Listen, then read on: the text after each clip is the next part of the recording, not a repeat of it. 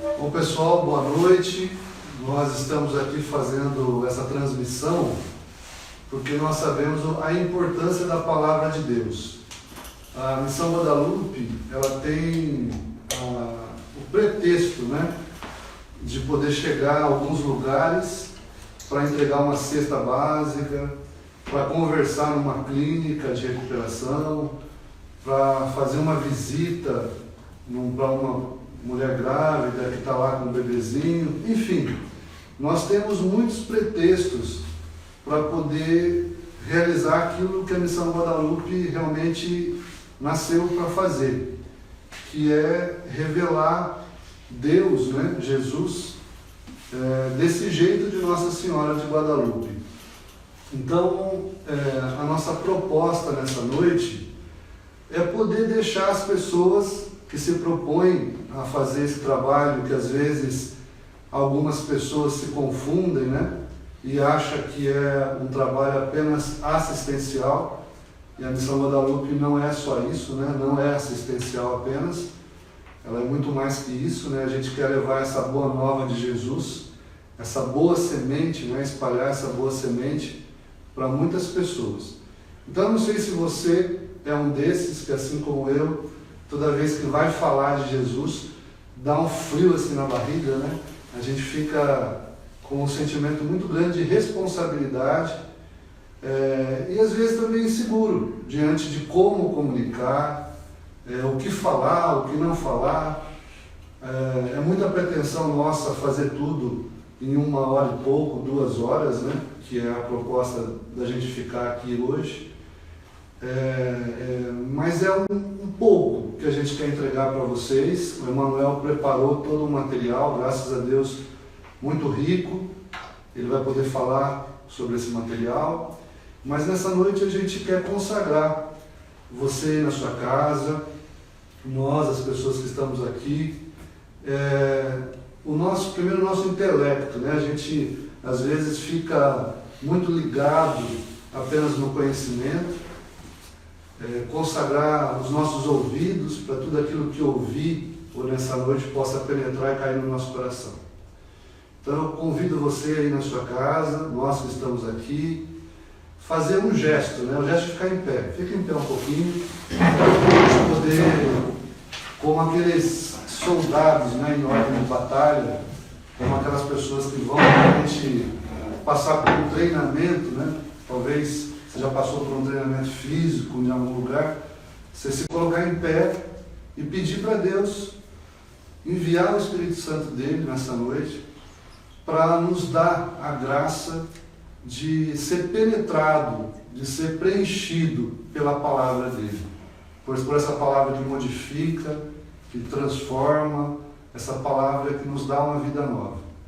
Então vamos juntos agradecer a Deus primeiramente. Obrigado, Senhor Jesus, por nos reunir. Obrigado por nos trazer aqui. Obrigado, Senhor Jesus, por ter feito brotar no meu coração a vontade de conhecer um pouco mais do Senhor. Obrigado por ter feito brotar no meu coração, Senhor Jesus, a vontade de evangelizar. Senhor Jesus, eu quero que o Senhor possa me revestir. Fala isso, pede, Senhor, me reveste. Reveste do Teu Espírito Santo, Senhor Jesus. Aqui na minha casa, aqui onde eu estou, que eu possa, Senhor Jesus, fazer desse curso que nós vamos ouvir, que nós vamos aprender, uma semente boa, Senhor Jesus, para dar muitos e muitos frutos. Nós queremos nos consagrar a Ti, ó Nossa Senhora, nossa mãezinha. Nós queremos consagrar, Senhora, a Ti os nossos olhos, os nossos ouvidos, a nossa boca, o nosso coração. Eu te convido mesmo a fazer essa oração de consagração a Nossa Senhora de Guadalupe, essa oração que você se entrega inteiramente a ela. Vamos juntos. Ó minha Senhora, ó minha Mãe, eu me ofereço todo a vós e me consagro todo a Ti. Consagro os meus olhos, os meus ouvidos, a minha boca, o meu coração, tudo que sou que pertença a vós. Ó Nossa Senhora, nós queremos nessa noite consagrar tudo o que nós vamos fazer, cada gesto nosso, cada palavra, seja para a honra e glória do Teu Filho Jesus. Ave Maria, cheia de graça, o Senhor é convosco. Bendita sois vós entre as mulheres, bendito é o fruto do vosso ventre, Jesus. Santa Maria, Mãe de Deus, rogai por nós, pecadores, agora e na hora de nossa morte. Amém. E agora, sobre Emmanuel, vamos fazer a oração do Vinde Espírito Santo. Vinde, Espírito Santo, enchei os corações dos vossos fiéis e acendei neles o fogo do vosso amor. Enviai o vosso Espírito, e tudo será criado, e renovareis a face da terra. Oremos. Ó Deus, que instruíste os corações dos vossos fiéis com a luz do Espírito Santo, fazei que apreciemos retamente todas as coisas, segundo o mesmo Espírito, e gozemos sempre da sua consolação. Por Cristo Senhor nosso. Amém. Amém. Em nome do Pai, do Filho e do Espírito Santo. Amém. Boa noite, pessoal, tudo bem? Muito obrigado a quem está presente, muito obrigado a todo mundo que vai nos acompanhar pelo Instagram. É uma proposta de a gente conversar um pouco sobre algumas dicas, algumas orientações, né? Para a gente aprofundar um pouquinho mais no estudo da palavra e poder levar isso para outras pessoas. Não vai ser nada muito profundo, não tem tanta regra ou tanta informação, mas serão coisas importantes, principalmente para quem está começando, né? Para as pessoas que estão chegando agora, que têm vontade de levar a palavra de Deus, seja num grupo de amigos, talvez a gente vai rezar com os moradores de rua, ou vai rezar em alguma clínica de dependente químico, ou no projeto que tem de cesta básica, a gente vai até as casas, e como o Paulo já falou, a nossa maior missão não é fazer assistencialismo, é chegar nesses lugares e levar uma cesta básica, ou levar uma roupa, ou levar qualquer outra coisa, um dinheiro. A gente usa isso como pretexto, como desculpa, para evangelizar, para falar de Deus, para pregar o Evangelho, fazendo tudo o que Jesus nos pediu. Então, a gente acredita que é importante a gente conhecer um pouco mais. Como eu vou fazer isso? Às vezes eu já tenho muita experiência, já passei por tantas coisas e sou já mestre em falar de Deus, em ler a Bíblia, em pregar. Talvez seja a situação de algum de vocês. Mas outros estão chegando agora, têm pouca experiência, gostaria de levar a palavra de Deus, mas não tem muito como fazer, não teve muita orientação, e a nossa proposta hoje é começar do zero. Mesmo assim, a gente vai passar algumas coisas que qualquer um precisa, seja para a gente ir só numa clínica, ou um grande pregador que vai fazer uma pregação para milhares de pessoas, a regra vai ser a mesma, porque eu vou estar falando de Deus, eu vou estar me embasando na Bíblia, na palavra, então a seriedade é a mesma. Se eu me proponho a fazer isso, se eu vou ler um trecho da palavra e falar em nome de Deus ali, proclamar a palavra, não importa se é para uma pessoa ou se são para milhares, eu preciso ter a mesma seriedade, a mesma preocupação, o mesmo preparo. Eu preciso me dedicar e não fazer isso de qualquer maneira. Eu já ouvi algumas vezes algumas pessoas falarem assim: eu vou em tal lugar, vou lá rezar com as pessoas, e aí alguém pergunta: você estudou, você se preparou? Não, chega lá, o Espírito Santo faz. E ele faz, até faz, desde que eu dê ferramenta para ele. Se eu ajudar, se eu fizer a minha parte, sim, ele vai fazer. Mas se eu não fizer a minha parte, se eu não der ferramentas, provavelmente não vai sair tão legal. Tenho certeza que todos nós já ouvimos algumas pregações que não agregou nada, que não fez sentido, que a gente não saiu de lá mais vazio do que chegou. Talvez aquela pessoa não se preparou muito bem, não levou muito a sério aquilo. E talvez outras pregações que a gente não tinha pretensão nenhuma, talvez uma palavra de um amigo dentro do carro, mas ele abriu a minha mente, ele mudou a minha vida, porque essa pessoa leva muito a sério a palavra de Deus.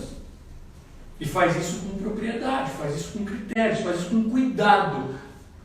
Então, essa é a ideia, de tratar com seriedade a Bíblia, a palavra de Deus, para quando eu precisar falar, eu poder falar coisa que vai ajudar alguém e não vai fazer só volume na vida da pessoa. Por falar nisso, eu até estou lendo ainda um livro e fala exatamente isso. Tem um trechinho aqui que fala uma coisa disso que nós estamos falando agora. Diz assim: queremos saber o que a Bíblia significa para nós. Isto é certo. No entanto, não podemos fazê-la significar o que nos agrada e depois dar os créditos ao Espírito Santo. Ou seja, interpretar do jeito que é conveniente para nós. A gente vai ler a Bíblia e na hora de falar dela eu vou falar o que eu quero ouvir, o que é conveniente para mim, o que eu acredito, ou realmente o que foi a mensagem transmitida. Então daí a necessidade de um estudo, de um preparo e de uma seriedade. Amém? Nós que estamos aqui e vocês que estão em casa, a gente passou uma folha onde tem o que a gente vai falar aqui hoje, para vocês poderem acompanhar. Então, eu vou fazendo aqui. Se alguém tiver alguma dúvida, pode parar e perguntar, a gente desenvolve o tema, ok? Vamos lá. São dicas de estudo para preparação para a pregação. Como eu falei, pode ser uma coisa muito grande ou pequena, a regra é a mesma, porque a seriedade tem que ser a mesma. Eu comecei aqui, eu não fiz isso sozinho, tá, gente? Não tenho a pretensão de ser um cara que entende tanto assim, mas a Mariana avaliou isso, o Paulo avaliou isso, o Padre Evandro avaliou isso, ou seja, a gente fez em conjunto, uma equipe da missão, uma orientação, para a gente poder passar uma coisa com seriedade para vocês. Então a gente começa aqui falando da preparação espiritual. Se eu me proponho, por exemplo, eu estou escalado uma vez por mês ou cada 15 dias a ir numa clínica rezar. Então eu vou levar a palavra de Deus. Eu me proponho a chegar lá, ler um trecho da Bíblia, um trecho do Evangelho, alguma coisa, e vou conversar com aquelas pessoas, vou tentar colocar para aquelas pessoas qual foi a mensagem da Bíblia. Então, eu acredito que a nossa preparação espiritual ela é muito importante. Por exemplo, eu preciso estar confessado e, se possível, participar da Santa Missa no dia em que eu me proponho. Então, se eu consigo, eu sei que tal dia eu vou pregar no grupo de oração, ou tal dia eu vou numa clínica falar com os dependentes químicos, ou tal dia eu vou levar a cesta básica com meus amigos de uma casa, e lá eu quero falar de Deus. Se eu sei o que eu vou fazer, poxa, se eu puder estar confessado, talvez faz tanto tempo que eu não me confesso, é bom, porque a confissão, eu descarrego os meus pecados e restabeleço minha conexão com Deus. Porque da minha última confissão até agora, foi acumulando pecados, e todo pecado me afasta de Deus, me distancia de Deus. E se eu estou distante de Deus, não tem como eu levar ele no lugar. Eu preciso estar colado. A confissão me libera dos meus pecados e me aproxima de Deus. Então é importante eu estar confessado. E aí, eu já aproveito e tento, no dia anterior, ou no próprio dia, ir à missa. Por que ir à missa? Para eu pegar a Sagrada Comunhão, a Eucaristia. Nada mais importante, nada mais poderoso na minha vida do que a Eucaristia em mim. O próprio Jesus fazendo conexão comigo. Porque a gente não fala sempre que o Espírito Santo faça através de mim? Quando a gente vai se propor a falar, a gente fala, Senhor, que não seja eu quem fale, mas o Espírito Santo falando através de mim. Porque se for eu falar, não vai ficar legal. Por mais estudado que eu seja, por mais antigo que eu seja dos grupos de oração, de tudo que eu já participei, de tudo, não adianta nada se for eu falar. Se for o Paulo falar, se for a Mariana falar. Agora, se nós formos lá, mas nós deixarmos o Espírito Santo falar através de nós, aí vai funcionar, aí vai ficar bom. Aí até aquela pessoa que não tem experiência nenhuma pode fazer uma grande diferença, porque não foi ela, não foi a experiência dela, mas foi o próprio Espírito Santo que falou. Então essa confissão, estar confessado para me conectar com Deus. E a Eucaristia me gabarita 90% do que vai acontecer. Então, essa preparação espiritual é muito importante. Eu coloquei aqui também, se eu consigo aprofundar mais esse preparo. Como eu falei, estou escalado para ir tal dia, eu me propus a ir tal dia, eu vou fazer uma abstinência. Sei lá, eu gosto muito de assistir uma série no Netflix, alguma coisa. Todo dia eu tenho que assistir a série. Não, eu vou ficar de hoje até o dia que eu vou lá, eu vou ficar sem. Eu vou oferecer a Deus isso, e em vez de eu fazer isso nesse horário, qual é o horário que eu assisto? Todo dia, às 9 da noite, eu assisto minha série. Então eu vou falar, não vou assistir a série, até no dia. Eu vou pegar esse horário e vou ouvir uma pregação de alguém importante. Eu vou ler a palavra. Eu vou estudar um pouco a Bíblia. Eu faço uma troca muito interessante. Eu vou me abastecer do que eu preciso levar lá. Senão eu vou levar a série do Netflix. Eu vou começar a dar exemplos do que acontece lá na série, em vez de eu dar exemplo que constrói a pessoa. Então, eu vou fazer abstinência. Tem exemplo de uma série, mas, por exemplo, eu gosto muito de churrasco. Às vezes, quando eu estou prestes a fazer uma pregação, eu falo, eu vou ficar sem churrasco tantos dias. Porque eu gosto muito. Eu vou deixar uma coisa que eu gosto e colocar no lugar a palavra de Deus. Eu vou me abastecer de Deus, ok? Então, isso ajuda muito. Ajuda muito também esse preparo espiritual. Coloquei que a gente pode também fazer um jejum nas vésperas. Eu até coloco aqui, não no dia. Porque senão no dia, de repente, eu me proponho a fazer um negócio e vou lá completamente fraco. Não comi aquele dia, fiz o jejum bem no dia. Aí eu vou muito fraco. Não aconselho fazer jejum no dia, mas posso fazer no tempo que antecede. Eu sei que eu vou lá daqui 15 dias, ou daqui uma semana. Então, olha, eu vou fazer um jejum de comer menos. O jejum não precisa necessariamente ficar sem comer. Mas se todo dia eu como 2 bifes no almoço, eu vou comer um só. Eu como 2 pãezinhos de manhã, eu vou comer um só. Eu posso diminuir a quantidade, ou posso fazer jejum de uma das minhas refeições. Por exemplo, eu tomo café, almoço e janto. Olha, eu vou tomar café da manhã e vou jantar. Eu vou tirar o almoço. Eu vou fazer um jejum do almoço, ou o jejum da janta, ou do café da manhã. Tem gente que consegue só almoçar, tira café da manhã e tira a janta. Tem gente que vai tirar muito alimento e não vai sentir bem. Não é o intuito. Se me fizer mal para a saúde, não funcionou. O intuito não é passar mal, é diminuir. E mais uma vez, trocar esse alimento sólido, alimento físico, pelo alimento da palavra de Deus. Eu preciso entender. Ok? Então, fechando esse preparo espiritual, eu tenho que me preparar muito bem espiritualmente, me fortalecer para tudo que vai acontecer. É uma pergunta aqui. Mas por que não no dia? Porque tem pessoas, a pergunta é assim, por que não fazer o jejum no dia? Porque tem pessoas que não, se ficar sem comer ou se comer, não vai acontecer nada.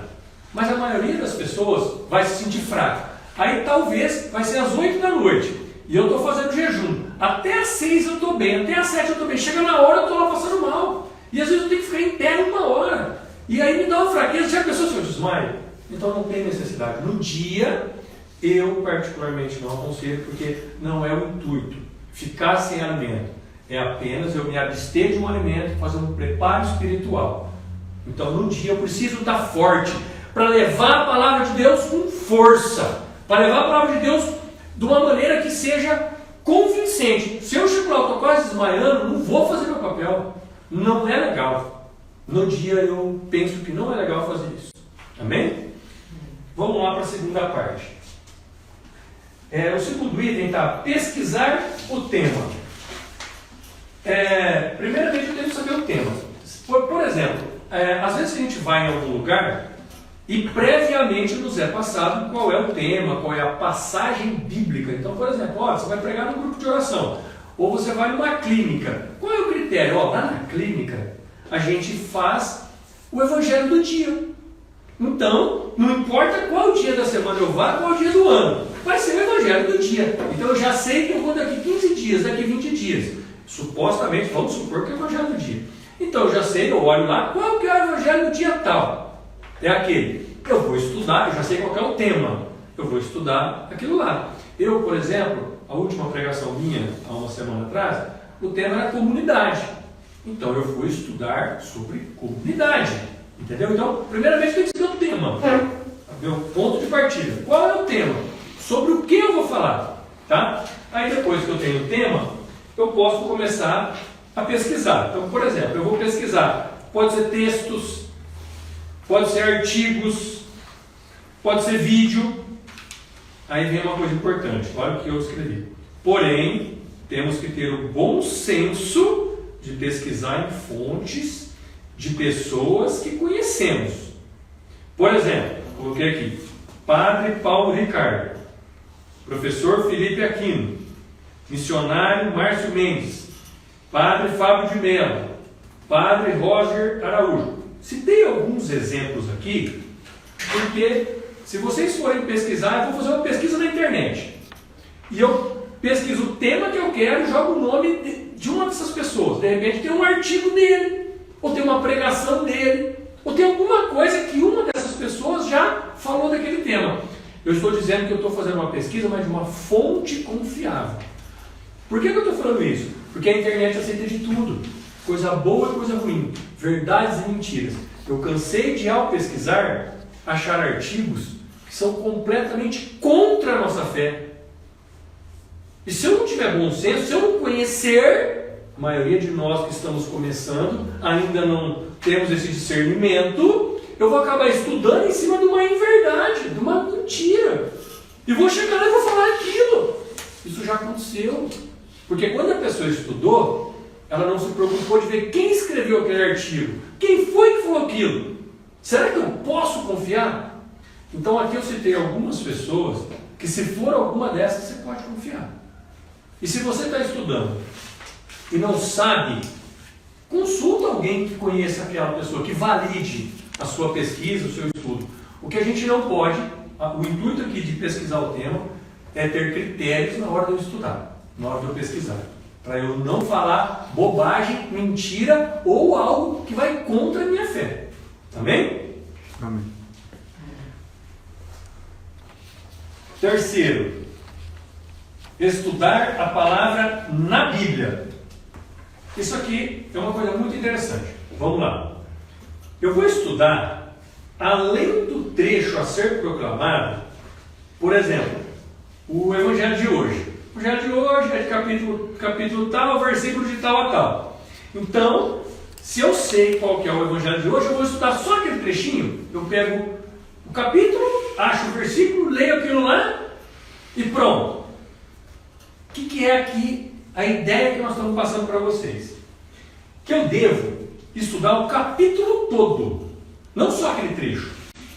Eu vou estudar o capítulo todo, o antes e o depois do trecho, não só aquele trecho, para eu ter uma compreensão melhor e mais ampla do que vamos estudar. Depois eu vou reler tanto o conteúdo quanto o estudo.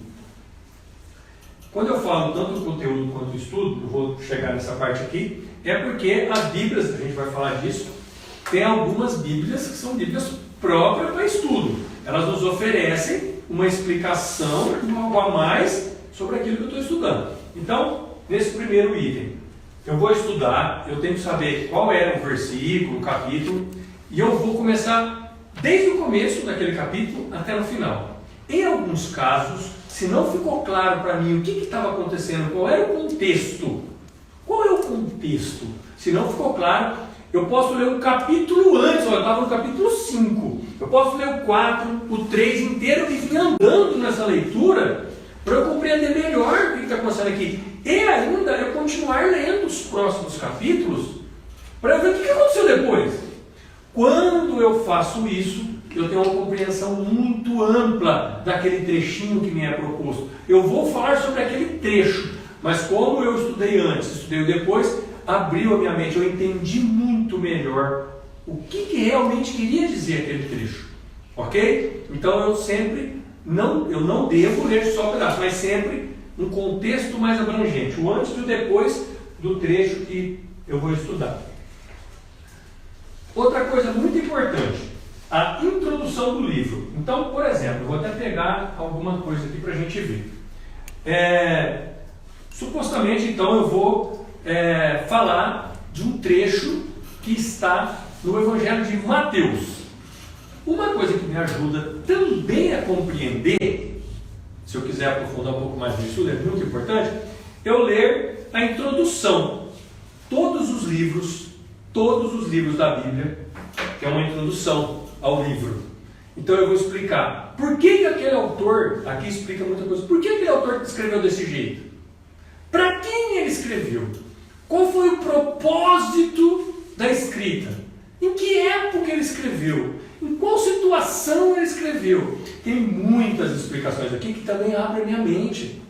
Eu não estava entendendo por que ele escreveu daquele jeito. Quando eu estudo a introdução, eu consigo captar muito maior a amplitude da mensagem. Ok? Então, a introdução, seja o Evangelho, seja o livro, não importa qual parte da Bíblia. Todos, quando vai começar um dos livros da Bíblia, qualquer livro, existe uma introdução. Principalmente nas Bíblias de estudo que a gente vai falar agora.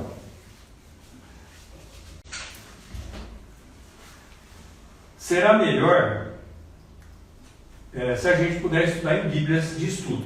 Foi isso que eu comecei a falar. Normalmente, as nossas Bíblias são Bíblias de leitura, não são Bíblias para estudo. No entanto, existem algumas Bíblias católicas de estudo, porque tem todo mundo tem Bíblia de estudo, mas se eu sou católico, se eu me proponho a falar sobre a minha religião, eu preciso pegar uma Bíblia também que seja católica. Então vamos dar o exemplo da Ave Maria. Ó, não sei se vocês conseguem ver daí, Bíblia da Ave Maria, edição de estudos, ok? Então essa aqui, qual é a diferença? Vou abrir aqui em alguma página para ficar claro para vocês. Olha isso. Não sei se está fácil para vocês enxergar. Não, mas ok.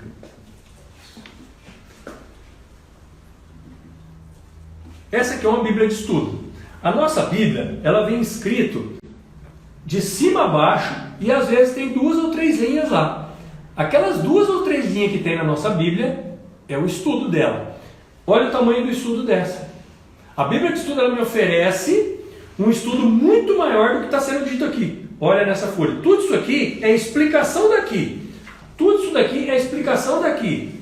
Ó, vou virar. Isso é explicação. Olha, o tanto de explicação, tem mais explicação, muito mais explicação do que do próprio texto. Então a Bíblia de estudo ela me ajuda a interpretar. E tem vários tipos, não tem só essa. Essa é da Ave Maria, que eu trouxe para mostrar para vocês.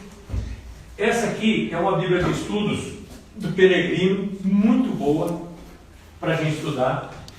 Essa aqui é a TEB, ela é ecumênica, ela não é só católica, ela tem um pouco de tudo, mas ela também é confiável. Ela não é uma Bíblia protestante, ela não é uma Bíblia espírita, ela só tem um pouquinho de cada coisa, mas ela é confiável. Também é uma Bíblia de estudo, um pouquinho mais difícil de estudar nela. Essa é a Bíblia de Jerusalém, também é uma Bíblia de estudo. De todas essas, eu tenho as 4 porque, como eu vou falar agora, é interessante eu não olhar apenas nenhuma. Então eu tenho as 4, dependendo do que eu estou estudando, eu vou verificar em todas elas sobre o trecho, sobre o estudo. Eu vou abrir aqui, esse é o estudo, então tá, o que está falando no estudo dessa Bíblia? Ele me fala uma coisa, talvez na outra ele me fala uma coisa diferente. Não estou querendo dizer diferente, que é o contrário. Estou querendo de uma forma diferente. Ou ele acrescente uma informação a mais. Ou ele se apegou a um detalhe e a outra Bíblia se apegou a outro. Então eu somo os dois. Eu amplio meu leque de captar informações. Ok? Se vocês me perguntarem, Manuel, qual você nos orienta? A Bíblia mais fácil de ser entendida por nós é a Bíblia da Ave Maria. O método dela de estudo, ele é o mais fácil de ser entendido. Depois eu até falo um pouquinho disso. Em segundo lugar, essa Bíblia do Peregrino. As outras duas, para nós vai ficar meio complicado. Elas são muito mais profundas, coisa muito técnica. A gente vai ler e não vai compreender.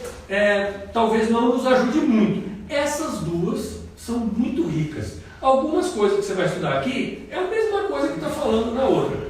E em alguns casos não. Vai somar e eu vou conseguir informações preciosas estudando elas. Então, eu quero comprar uma só. olha, a Bíblia da Maria é excelente. Eu quero ter pelo menos 2.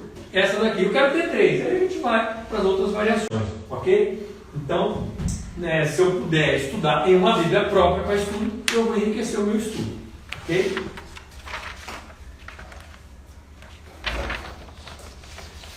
No estudo específico, no número 4, eu coloquei assim, ó, exemplo, evangelhos sinóticos, Mateus, Marcos e Lucas. É importante ver a versão do estudo em outros autores sagrados. Esse item 4, o que eu quero dizer? Se eu estiver estudando uma parte da Bíblia que é o Antigo Testamento, é uma coisa. Se eu estiver estudando os evangelhos, é outra coisa. Se eu estiver estudando depois do Evangelho, as cartas, então é uma terceira coisa, tá? Tem um pouco de diferença. Esse item 4 é quando eu estou falando dos Evangelhos. Nós temos 4 Evangelhos: Mateus, Marcos, Lucas e João. Esses 3 primeiros Evangelhos, eles são sinóticos. O que significa? Que eles são parecidos, não idênticos, mas parecidos. Por quê? Porque Marcos foi um dos primeiros que escreveu a Bíblia. O primeiro que você tem notícia que escreveu foi Marcos. Ele escreveu, e essa versão chegou até Mateus, então ele colocou o olhar dele. Ele leu e falou, nossa, é verdade, isso aqui aconteceu. E eu lembro de um fato a mais. Então, Mateus escreve a versão dele do Evangelho, e ele acrescenta, por exemplo, algum fato, ou ele melhora, ou ele enriquece. Lucas, quando vai também, conhece o Evangelho e fala, nossa, é verdade, também lembro disso daqui, porque me foi ensinado. Então, ele escreve a versão dele, lembrando só que Marcos e Lucas não conviveram com Jesus. Tá? Mateus, sim, e João, que é o último Evangelho, a gente vai falar dele agora, conviveram. Mas Marcos conviveu com quem viveu com Jesus? Com Pedro, com São Paulo. Então tudo que ele aprendeu, tudo que ele ouviu, ele resolveu escrever. Por quê? Porque a função dele não era levar o Evangelho. Jesus, antes de partir, ele falou assim, ide para o mundo todo e levai o Evangelho e pregai o Evangelho. Você tem que falar tudo isso que eu ensinei. Então qual foi a preocupação de Marcos? Falou, cara, vamos escrever um manual, porque senão daqui a pouco nós esquecemos, nós temos que falar. Muita gente. A gente chega aqui numa comunidade e fala, e essa comunidade vai ter que falar para outro. Vamos escrever um manual? Esse Marcos, naquela época, teve essa ideia e escreveu. E os outros começaram a escrever também. Então os 3 primeiros são sinóticos, porque todos tiveram acesso à mesma fonte. João não viu. João também teve a ideia de escrever, porém ele não teve contato com esses outros 3 evangelhos. Então a versão dele é totalmente independente do outro. Nós vamos encontrar coisas muito parecidas e nós vamos encontrar coisas que nos outros não contam. Porque João, que foi o discípulo amado, o mais novinho, que quando Jesus morre na cruz, ele está ali no pé da cruz, aquele cara ali foi o único que não foi martirizado. O único que não morreu de morte matada, vamos assim dizer, não sei qual é o termo que eu teria que usar aqui. Ele morreu de morte natural, ele não foi assassinado. Então ele escreveu a versão dele. Ele também teve essa ideia, cara, vamos escrever, porque isso aqui tem que ficar. Então antes da morte dele ele escreve. Então tem um pouco de diferença. Vamos lá, por que eu estou falando tudo isso? Porque se os 3 são sinóticos, eles são parecidos, quando eu estou estudando, estou estudando Mateus, então eu vou pegar aqui para vocês entenderem o que eu estou querendo dizer, uma coisa bem simples. Vamos lá. Não sei se todo mundo consegue enxergar. Capítulo 12, certo? Eu estou no Evangelho de Mateus, né? Capítulo 12. A Bíblia já está me falando que o trecho que eu vou ler aqui, lá em Marcos, se eu pegar o capítulo 2, versículo 23 até o 28, vai falar a mesma coisa, o mesmo assunto. Se eu quiser Lucas, capítulo 6, de 1 a 5, vai falar o mesmo assunto. Então aqui está me orientando que o outro autor sagrado também abordou o tema. O que eu vou fazer? Olha bem quantas dicas, quantas coisas valiosas. Eu vou ler o capítulo anterior, o capítulo posterior, eu vou entender o contexto. E ainda eu tenho como fazer isso no outro autor. Olha, sobre esse trecho aqui de Mateus, eu já entendi. Vamos ver o que Lucas escreve? De repente Lucas colocou mais um detalhe. De repente Marcos colocou outro detalhe. Então eu vou enriquecendo o meu estudo. Eu vou ampliando minha fonte de conhecimento sobre aquele tema. Entenderam? Então, os evangelhos sinóticos, os 3 primeiros, a maioria dos temas, a maioria dos assuntos, eu posso encontrar em mais de um lugar. Ok? E na mesma ordem, mano? Capítulo 1. Não. Por isso que tem, embaixo vai estar indicado. Lá em Lucas, o que eu estou no capítulo 12 aqui, lá em Lucas é no 6. O que eu estou no 6 aqui, lá em Marcos é no 2. Por isso que está escrito embaixo aonde que eu encontro ele no outro evangelista. Tá? Tem escrito ali para nós. 5. Anotar tudo.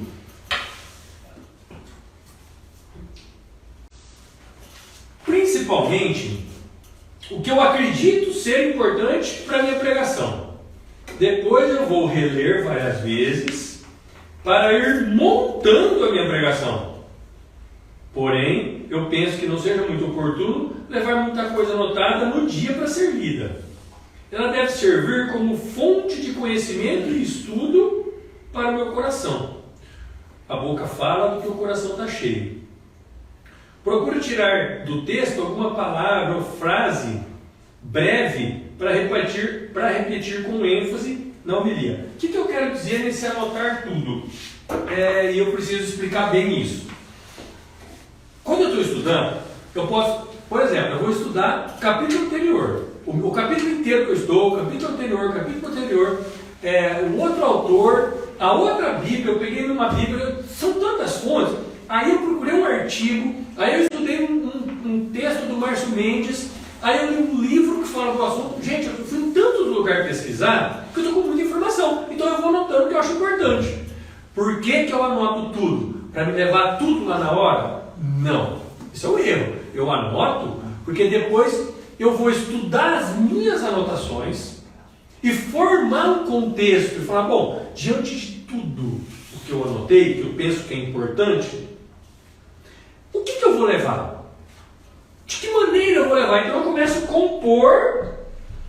Talvez o que eu estudei por último é o que eu vou falar primeiro. O que eu estudei primeiro é o que eu vou falar por último. Então eu vou anotar tudo para eu montar a ordem, montar uma sequência. Quando eu me proponho a falar de Deus, é interessante que eu fale sabendo o que eu vou falar. Sabe, ter começo, meio e fim. Não falar por falar. Se eu apenas anoto o que eu acho importante, anoto, e aí eu levo as minhas anotações no dia lá. Eu achei importante isso aqui eu falo. Eu achei importante isso aqui eu falo. Eu estou falando coisa importante, mas não tem uma sequência, não tem uma linha de pensamento, então não vai ajudar muito. Então, a ideia de anotar é para depois eu estudar as minhas anotações e montar o que eu vou fazer. Quando eu montei, eu vou levar aquilo lá montado, então, eu já montei, eu vou levar montado? Algumas pessoas fazem isso. Às vezes, até alguns padres fazem isso. Se vocês perguntarem para mim o que eu acho, eu vou dizer, não façam isso. Eu, Emanuel, estou falando só por mim. Não façam isso.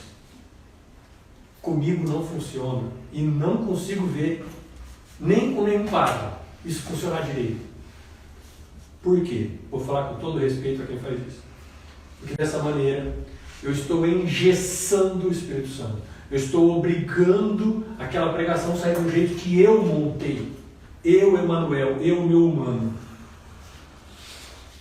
Quando eu monto uma pregação inteira e faço uma leitura, eu faço tudo do jeito que eu programei, eu não deixo o Espírito Santo agir. Mas quando eu uso aquilo para abastecer o meu coração, para abastecer minha mente, e vou lá, super bem preparado, fiz minha preparação espiritual, estudei, compreendi, rezei, nós vamos falar de rezar, rezei bastante, Deus, o Espírito Santo vai pegar o trecho que ele acha importante. A nossa pregação, tudo que a gente vai falar, ela tem um endereço, ela tem um coração. ou alguns corações. Tem 1000 pessoas na plateia, mas Deus aquela noite preparou 5. Ele quer que 5 recebam. E Ele sabe daqui que é porque eles 5 precisam, mas eu não sei. Então por que eu que vou escolher? Eu preciso deixar o Espírito Santo. Deus sabe para quem é, qual é o endereço da minha pregação, qual é o endereço, qual é o coração que Ele quer chegar. Então eu deixo Ele. Isso aqui tudo é para eu compreender, para eu pôr na minha mente. Mas quem vai usar? O Espírito Santo. Senão eu engesso o Espírito Santo, eu forço ele a fazer o que eu quero. E aí não vai ser tão legal. Tentem observar se quando uma pessoa fala com bastante coração, sem ler tanto, às vezes, olha, vai mais fundo no meu coração. Então eu preciso estudar, eu preciso anotar, eu posso até levar, mas quanto menos eu ler na hora, melhor. Mas eu posso deixar essa anotação do lado, Emanuel? Porque pode ser que eu me esqueça? Pode. Quer deixar suas anotações ali? De repente você esqueceu de alguma coisa, você acha importante? Pode. Não estou dizendo para você não levar nada. Estou dizendo para você não se deixar levar literalmente pelo que você programou. Deixa acontecer. Deixa Deus pegar a parte que Ele quer. Não sei se vocês se lembram, naquela minha última pregação, eu lembrei daquela historinha do trapezista e tal. Gente, eu tinha, durante todo o meu estudo, eu acho que eu vi umas 5 historinhas. Eu não me lembro as outras 4. Deus quis aquela. Ele tinha um endereço, ele tinha um coração para aquilo. Eu não me lembro. Ele quis que eu lembrasse daquela. E se eu levasse a historinha escrita? Eu ia ler aqui, eu quis. Eu achei mais legal. Eu achei que o povo precisava daquilo. Eu achei. Quando eu li 5, eu falei, Senhor, se o Senhor quiser usar alguma, o Senhor usa. Aquela historinha vai fazer sentido para alguém? O Senhor que traz a minha lembrança. Estou totalmente entregue a Ti. E aí ele vai pegar, se ele achar que precisa, talvez ele não vai usar. Quantas pregações, você já deve ter ouvido falar isso, que a pessoa que se propõe a falar de Deus fala, olha, estou falando, não foi nada disso que eu planejei. Oh, nossa, eu planejei outra coisa, olha o que está saindo. Que essa pessoa deixou livre. Ela deixou livre. E o Espírito Santo vai falar da maneira que Ele quer. Às vezes muda até o assunto completamente. Amém? Amém.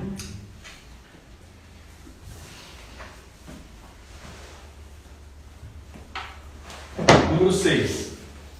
Como é que está o nosso tempo? Está quase. Criar apenas tópicos para definir qual a principal mensagem. Melhor se forem poucos, apenas para a pregação que ganhe forma, início, meio e fim, com foco na mensagem principal. Porém, a ideia é deixarmos o Espírito Santo falar. Bom, esses 6 eu acho que eu antecipei no que eu acabei de falar. Né? É só algum tópico, se eu quiser, qual é o tópico que eu quero falar? Mas eu não vou ler tudo, é só para me lembrar. Emanuel, fala de tal assunto. Se eu quiser levar. Senão nem isso eu preciso. Né? E eu só tentar programar qual é a minha mensagem principal, na minha última pregação, foi comunidade. Se eu não soubesse qual é a mensagem principal, eu poderia fugir totalmente do assunto e não falar de comunidade. Eu preciso saber, gente, qual é o foco. Mesmo que é uma leitura do Evangelho, mas qual é a mensagem principal, eu preciso saber qual é a mensagem, para mim não fugir dela. Mesmo que eu deixe livre, o Espírito Santo vai falar, mas pelo menos eu tenho que saber qual é o assunto que eu vou tratar. Tá? Número 7. Estudar ou rezar antes? O que vocês acham que é mais importante? Estudar ou rezar antes? Eu fiz essa pergunta outro dia, algumas pessoas falaram assim, é lógico que é estudar. Se eu não estudar, como é que eu vou fazer? Outras pessoas falaram assim, não, imagina, é rezar, porque quem vai fazer o Espírito Santo tem que rezar muito. O que eu tenho que falar para vocês?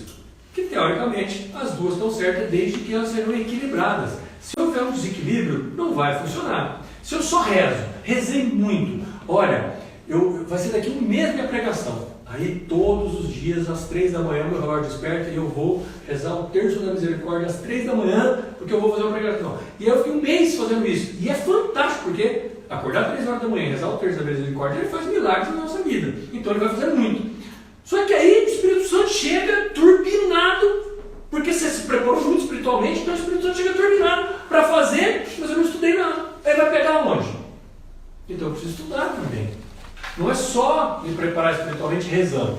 Eu preciso me dedicar ao estudo. E o contrário, a mesma coisa. Eu estudei. Anotei 30 folhas de estudo, mas não me preparei espiritualmente, não rezei. Aí eu tenho conteúdo, mas vai sair tudo torto, vai sair aquilo que não importa. Não vai sair aquilo que o Espírito Santo quer. Porque eu não confiei no Espírito Santo, só estudei, eu confiei no meu humano, eu confiei no meu estudo. Não vai funcionar. Então eu preciso equilibrar. A maior dica é eu equilibrar, fazer as duas coisas, rezar bastante e estudar bastante. Né? Óbvio. Como falar? Uma dica que recebi foi do Paulo Faria, e eu penso ser de extrema utilidade, é quando eu me refiro à Assembleia, quando eu estou pregando, falando com as pessoas, eu preciso evitar falar o termo você ou vocês. É preferível nos referirmos, é preferível que eu me refira sempre me colocando junto com eles na mensagem. Então eu quero falar um assunto, eu vou falar nós, eu vou falar a gente. Eu preciso falar no coletivo, pois tudo que estamos proclamando serve tanto para nós que estamos falando, quanto para quem está ouvindo. Quando eu falo e coloco a mensagem como se eu estivesse ensinando a como se comportar, como agir, e eu não me incluo, fica parecendo que eu estou dando conselhos. E aí não é um anúncio de Deus, mas aí é uma dica minha para as pessoas. Outra coisa que eu coloquei aqui é falar sempre olhando nos olhos. Vamos lá nas duas dicas. Vou de trás para frente. Gente, se eu estou me propondo a falar de Deus, eu preciso olhar nos olhos das pessoas. Não adianta eu falar olhando para as paredes.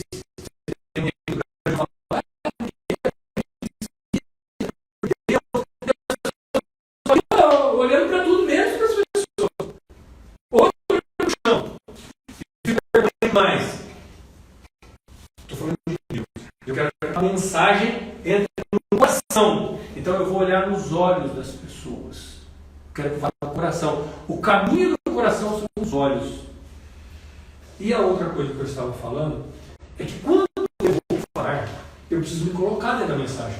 É errado eu falar assim, porque vocês precisam se confessar quando vocês forem. Porque eu não preciso? Então nós precisamos nos confessar quando nós formos. Porque vocês precisam fazer jejum. Porque vocês precisam mudar de vida. É errado, isso é acusador.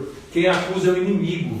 Quem sou eu, ou quem é qualquer pregador, ou quem é qualquer padre para falar que vocês precisam, porque eu não preciso? É óbvio, talvez alguém está falando isso, não é maldade, é o jeito de falar. Mas quando eu me coloco junto, quando eu estou falando alguma coisa, eu falo porque nós precisamos, porque a gente vive assim, eu falo porque vocês vivem fazendo isso, porque a gente vive fazendo isso. Uma coisa também, quando eu vou me referir a alguma situação, eu não colocar na afirmativa, por exemplo, porque vocês estão fazendo errado. Eu posso colocar assim, porque talvez, pode ser que a gente está fazendo errado. Porque senão eu estou acusando de novo. Eu preciso ter cuidado, enquanto eu estou falando, eu não acusar as pessoas. Eu não sei da realidade de todo mundo. Por que eu posso querer dar um conselho? Por que eu posso falar para vocês? Tudo que eu falar para vocês tem que valer para mim. Se não vale para mim, não tá certo. O que eu sou melhor? Nada. Então tudo que sair da minha boca, eu tenho que ouvir também. Eu tenho que entender também e tem que valer para mim. Então é bacana, quando eu estou fazendo uma pregação, eu me referir às pessoas no coletivo. Eu preciso me colocar dentro da mensagem. Amém? Como está a nossa hora? Tranquilo? 10 minutos. Quem é o público? É muito importante também. É de extrema importância que antes de ir fazer uma pregação, sabermos quem é o público a quem vamos anunciar. Pois a mesma palavra tem várias maneiras de ser apresentada. E precisamos entender qual é a melhor forma de expor. Por exemplo, vamos falar aos dependentes químicos, ou vamos falar aos moradores de rua, ou a pessoas que estão começando numa caminhada de fé aqui na igreja. Nós vamos falar para pessoas que, ao contrário, já têm uma grande caminhada, um grande conhecimento do assunto. Ou vamos falar para adolescentes, para jovens, etc. Assim eu devo moldar de acordo com eles, de acordo com a idade, de acordo com a realidade, de acordo com a experiência de Deus que eles têm. O que eu quero dizer? Se eu estou falando que já estuda a palavra, que já está na igreja há bastante tempo, que já fez vários cursos, e eu quero usar um termo técnico, eu quero usar umas coisas mais aprofundadas na Bíblia, falar de coisas que, por exemplo, aonde aquele povo viveu, por que ele viveu, o que aconteceu, porque a Bíblia foi escrita em hebraico e aramaico, que são língua irmã, a outra parte foi escrita em grego. Eu quero dar muito detalhe para essas pessoas, pode ser que faça sentido. Mas se eu estou com um grupo de adolescente, faz tanto sentido eu querer me aprofundar tanto? Se eu estou falando com os dependentes químicos do lutador de rua, eu vou explicar para ele que os evangelhos são sinóticos, que quando Mateus foi escrever, ele se baseou no evangelho de Marcos. Vai fazer sentido? Não vai fazer sentido. Então, eu preciso saber qual é o público que eu vou falar, para quem eu vou falar. E aí eu já pensar qual é a melhor forma de eu falar com eles. Eu vou falar, são jovens, eu vou usar os termos que os jovens usariam. Eu vou falar de uma maneira que um falaria para o outro, senão eu não vou conseguir me fazer entender. E eles vão só ver uma pessoa ali na frente falando, e não ver a hora de eu parar de falar para eles ir embora, porque não vai fazer muito sentido. Então, eu preciso conhecer meu público. Se eu vou falar... Outro dia uma turma aqui teve a oportunidade de sair comigo, a gente foi à noite aí, levar uns agasalhos para os moradores de rua, e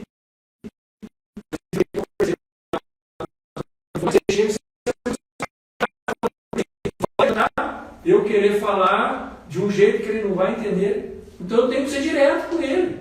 Eu vou falar normal, cara, como se eu estivesse ali, sabe, normal, de igual para igual, jogo rápido, e ali eu vou evangelizar ele, sem dar muita volta, sem frescura, né? Então eu preciso, aonde eu vou? Eu vou pregar para casais, eu vou pegar para pessoas mais idosas ou pessoas mais aprofundadas no estudo, ou para jovens ou pessoas que não têm acesso à palavra de Deus. E aí eu vou escolher um linguajar mais apropriado. Amém? Amém.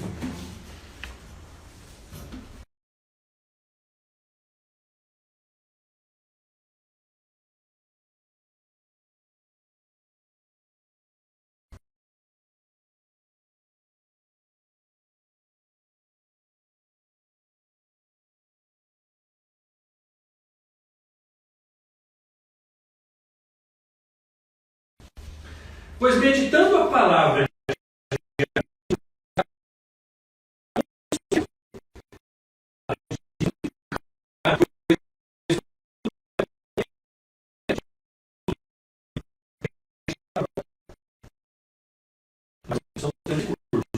porém, para que seja mais aproveitado, precisamos ter feito isso completo antes.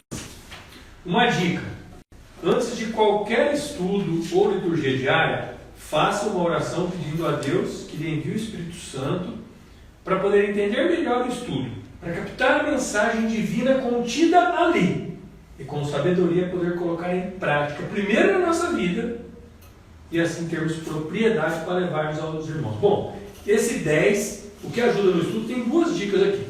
Primeiro, eu não ficar preocupado em estudar só nas vésperas. Tem pregação tal dia, então comecei a estudar. Se eu só faço isso, e eu tiver 2 pregações por ano, eu vou estudar 2 vezes por ano. Se eu for 2 clínicas por ano, né? Agora, então o que eu quis dizer que ajuda? Nós temos na Igreja Católica a liturgia diária.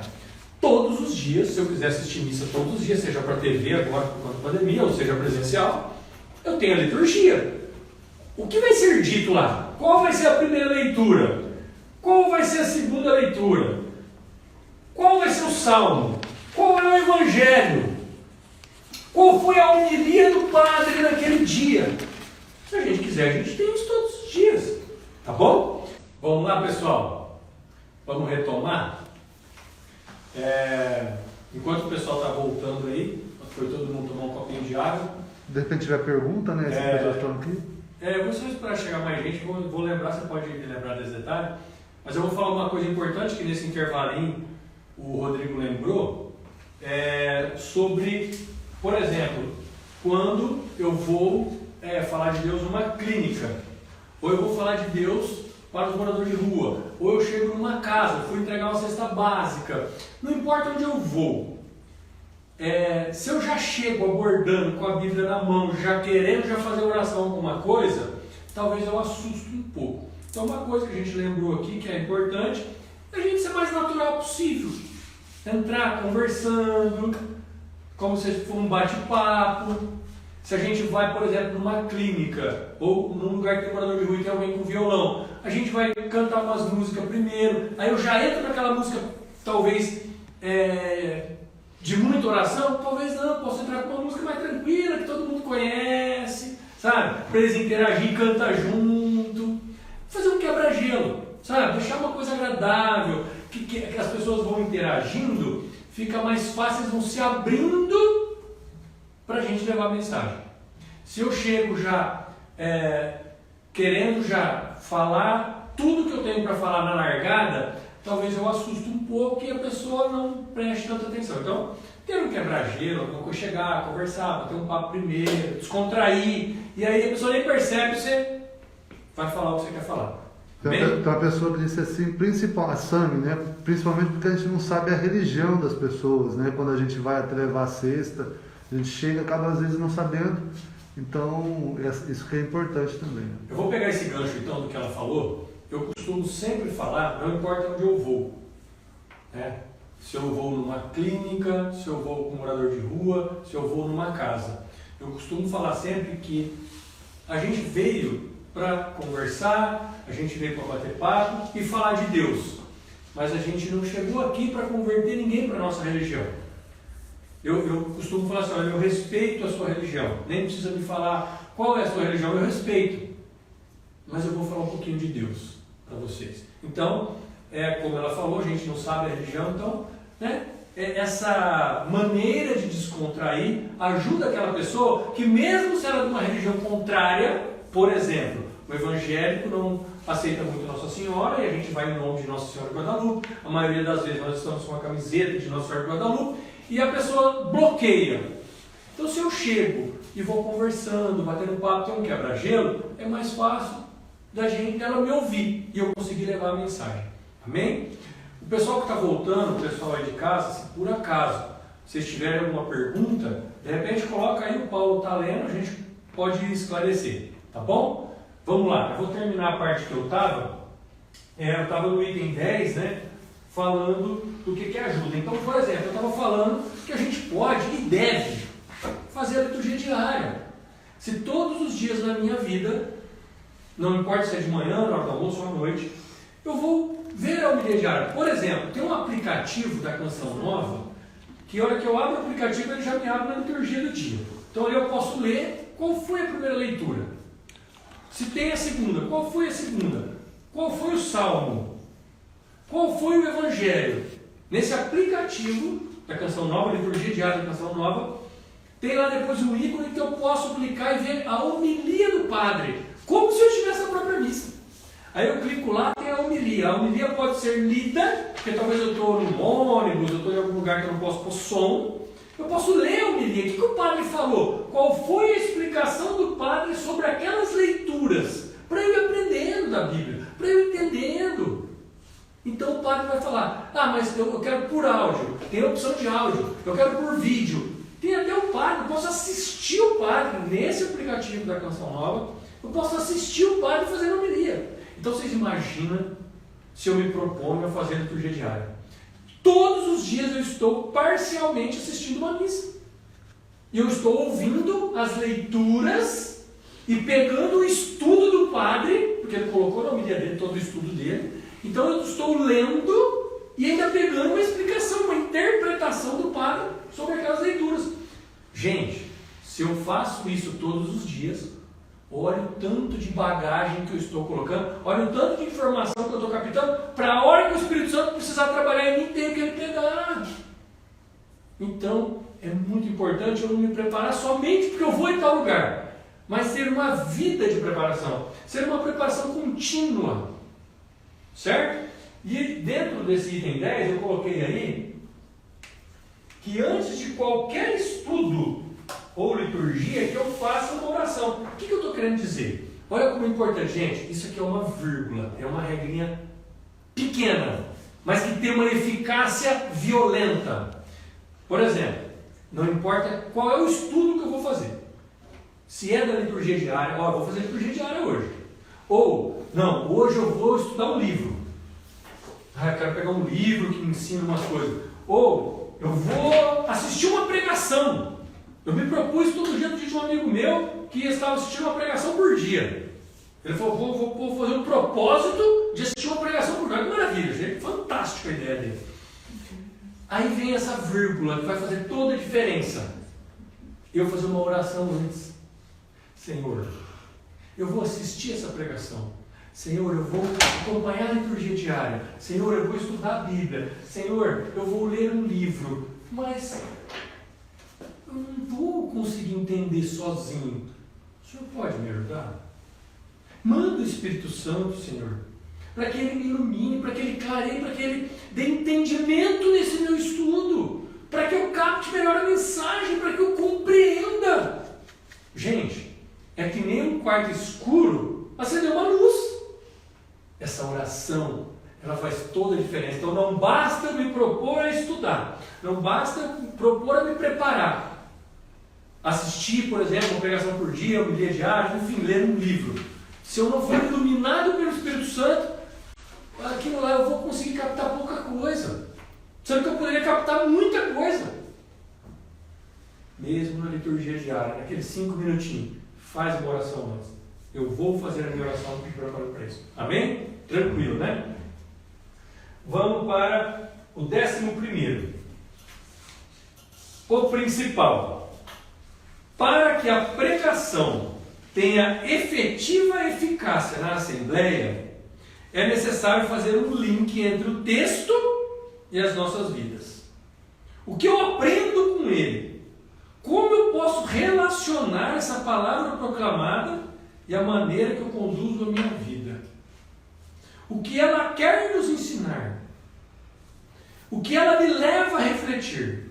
Aonde eu preciso mudar? Gente, eu não sei se eu vou conseguir ser tão claro nesse item, mas ele é o principal. De tudo que nós falamos, se eu vou me propor a falar de Deus, mas eu não faço de uma maneira que eu encaixo na minha vida e na vida daquelas pessoas, tudo aquilo que foi dito, como isso pode encaixar no meu dia a dia? Como eu uso aquela palavra? Como eu tenho que entender? Que pergunta eu vou fazer?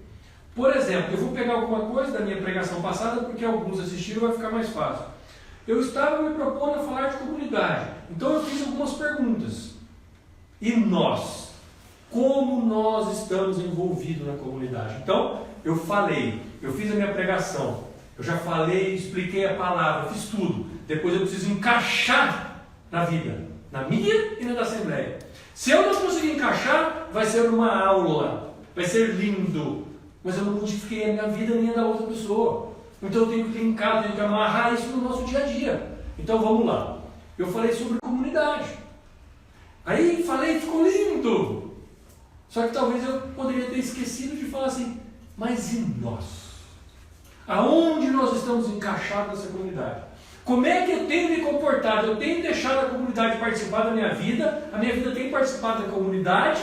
Ou eu estou distante? Ou eu me distanciei? Ou eu já esqueci tudo aquilo que eu aprendi no meu acampamento? Então eu faço perguntas. Eu tenho que gerar questionamento. A pessoa tem que pensar como é a realidade dela referente àquilo que foi dito até agora. Tudo o que foi dito. Lembra a história, por exemplo, que eu contei, a história do carrinho. Você acredita em Deus? Acredito. Você aceita o senhorio de Jesus na sua vida? Claro. O Senhor pode ser Deus? Pode. Então, sobe no carrinho. Aí eu vou refletir. Eu tenho confiado nesse ponto? Eu realmente tenho deixado Deus ser Deus na minha vida? Eu tenho subido no carrinho? Ou na hora que ele me pede uma prova, não, isso aí não dá, né? Não, mas está querendo demais, é assim. Como é que eu estou?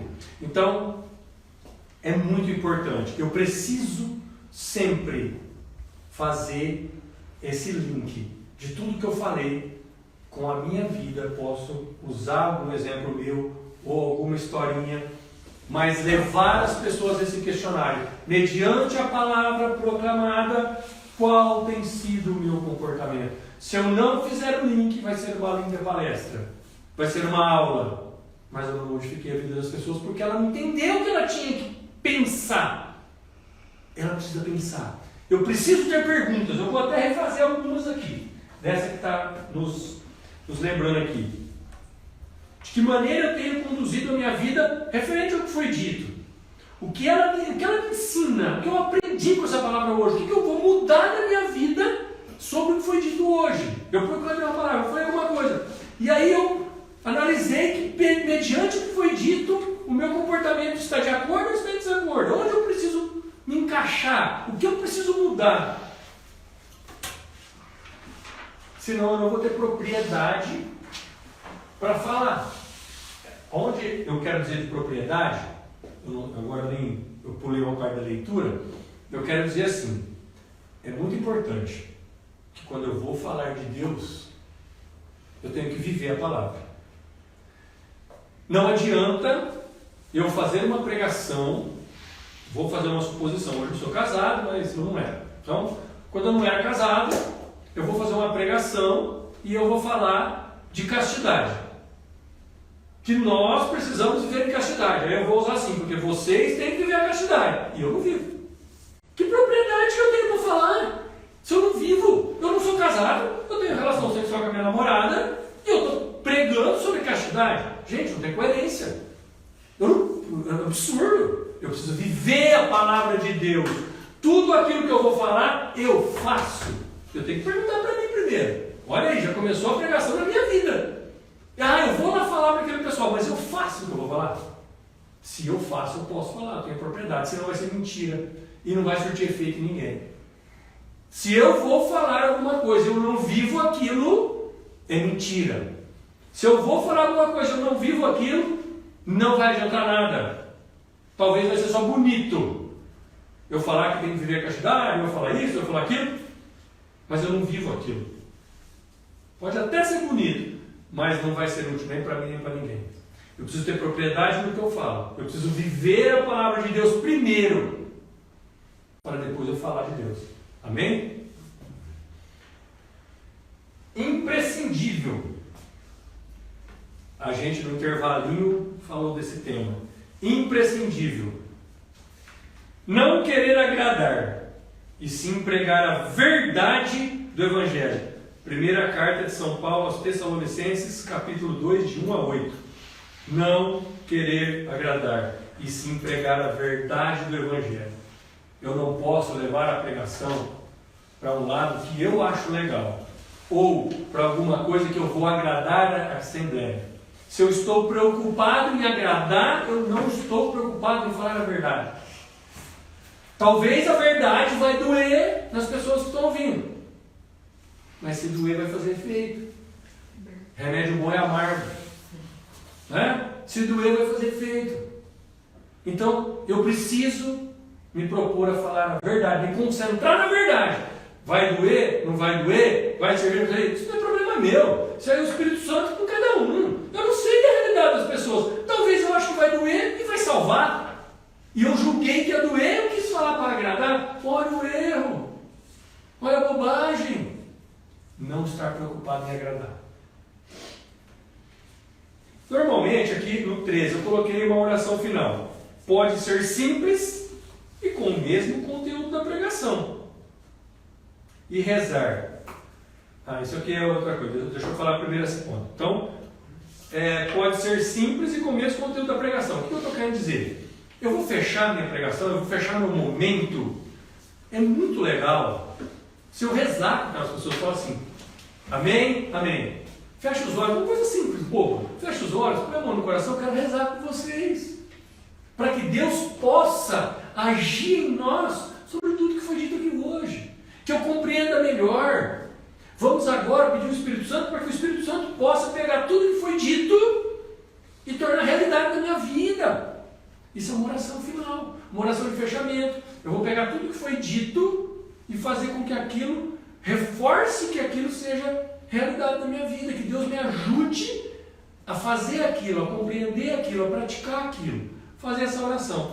Aí eu coloquei uma última coisinha aqui, achei importante, porque outro dia eu vi umas pessoas fazendo diferente disso, e eu falei, poxa, acho que é bom eu dar uma orientação, porque se nunca ninguém fala, talvez está fazendo errado e não sabe que está fazendo errado. Olha o que eu coloquei. Quando eu vou rezar, e eu estou falando com Maria, eu vou rezar com Maria. Se eu estou falando com Jesus, com Deus, eu posso rezar Pai Nosso. O que eu quis dizer? Né? Ficou meio confuso assim, mas eu vou explicar.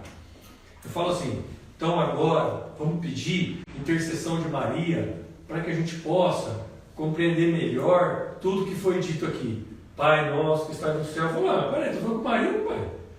Ou eu falo assim, vamos pedir agora para o nosso Pai do céu, em nome de Jesus, para que Ele possa nos ajudar a compreender melhor. Ave Maria. Peraí, o Pai está falando com Maria. Então eu tenho visto isso acontecer, resolvi anotar. É uma coisa tão bobinha, mas passa desapercebido. Eu tenho que saber o que eu estou fazendo, Jesus. Estou falando agora com quem? Eu posso escolher falar com Maria? Claro, eu posso escolher falar com Jesus, mas que eu encaixe a oração correta do que eu estou me predispondo. Amém? Gente, para encerrar, vou fazer um negocinho rápido agora. Tem um vídeo aqui, para vocês terem ideia, esse vídeo é de um pastor evangélico. Quer dizer que eu não vou me basear somente em pessoas que são católicas. Só que eu tenho que ter critério e saber se o que ele está falando está em desacordo com a minha religião ou se está de acordo com a minha religião. Então eu peguei esse vídeo, eu encaminhei alguns padres, Padre Evandro, por exemplo, sempre consumo muito ele, gosto muito da devolutiva dele, ele me ajuda muito.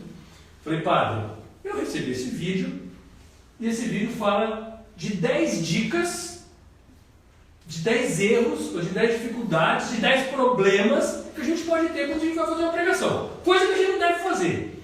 Mas, padre, eu queria saber o que o senhor acha. Porque ele é evangélico, pode ser que está falando alguma coisa em desacordo com a nossa fé.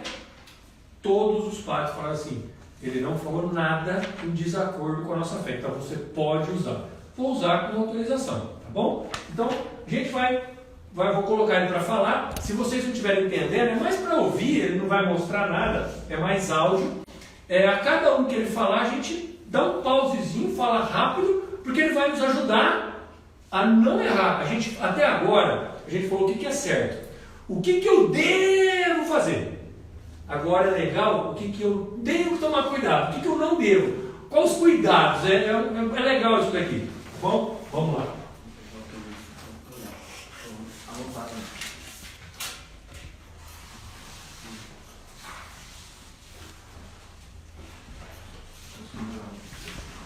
Assim que ele terminar, você dá para cada toque que ele terminar separado.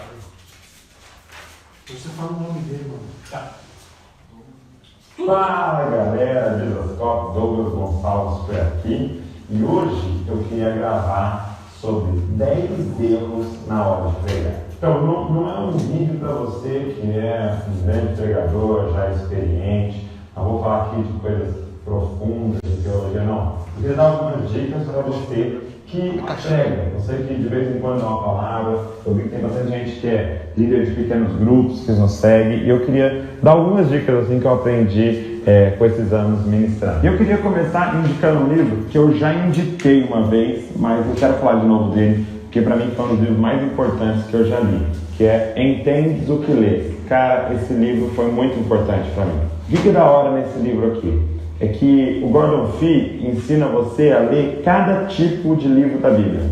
Então, por exemplo, tem uma parte que é só sobre cartas do Novo Testamento, outra é só sobre narrativas do Antigo Testamento. Como é que eu leio Salmos, como é que eu leio Provérbios, como é que eu leio Apocalipse, como é que eu leio as parábolas. Então ele vai dividindo por estilos literários. Cara, é maravilhoso, me ajudou muito no meu estudo na Bíblia e para eu ministrar.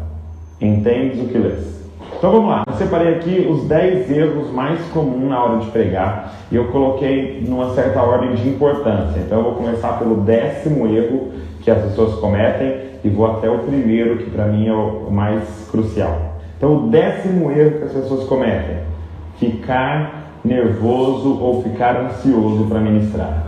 Você pode falar assim, Douglas, mas poxa, como é que eu não vou ficar nervoso? Eu não estou acostumado e tal. E assim, ficar ansioso, ter aquela ressalva em relação a ministrar é comum por causa de falar em público e tal. Mas a gente tem que pensar sobre isso. Uma vez eu estava bastante ansioso para pregar, tal, nervoso em relação à ministração. E eu senti Deus ministrando no meu coração em relação a isso.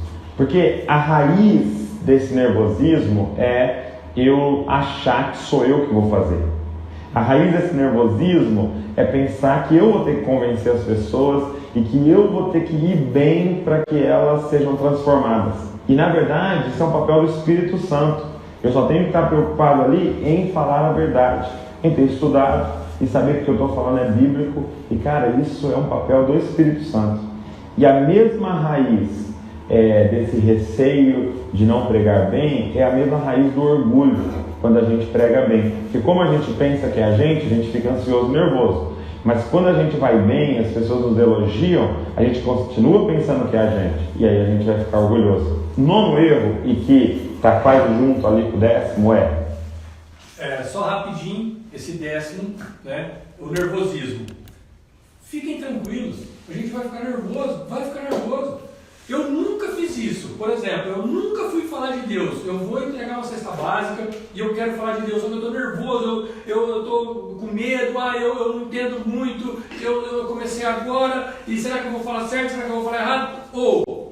Tem 10 anos que eu prego num grupo de oração para 1000 pessoas e eu estou nervoso.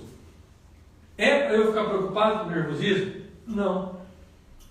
Porque não é isso que vai mudar. O que eu preciso compreender? Acalmar o coração. Estou nervoso? Estou. Posso, mas acalma.